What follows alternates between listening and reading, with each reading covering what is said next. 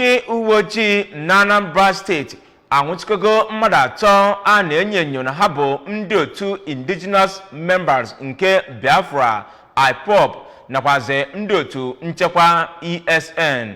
Queen Anibog wetere ozi a kọwara na ndị a na-enyo bụ Harrisent Ugwuka sitere Enugu steeti, Sunday Samuel Akpan sitere Akwa Ibom steeti nakwa Chinonso Ofo sitere Enugu steeti. Ndị nke agbara n'anwụ n'ihu ndị ọrụ nta akụkọ n'isi n'ọrụ ndị uwe ojii dị n'Amawbia. Gere akụkọ ahụ ka ọ ha n'uju.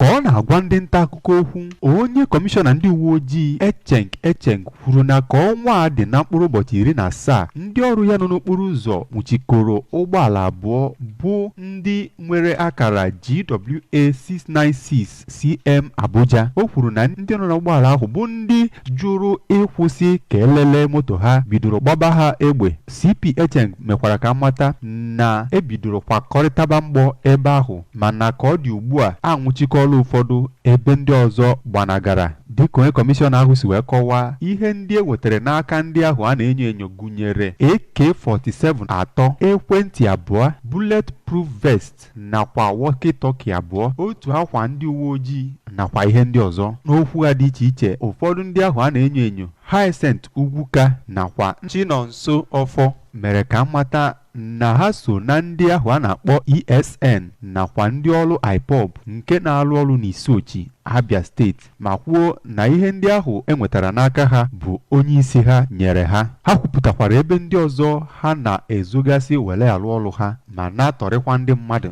tupu ewee nwụchikọ ha. Otu n'ime onye ha ji eji bụ onye nkụzi na mahadum kwukwara ajọ ihe ndị ọ gabigara n'aka ndị tọrị mmadụ a, ma kwuo na ha kpọrọ ya ka ọ na-akụ elekere 5 nke mgbede n'ụbọchị ahụ.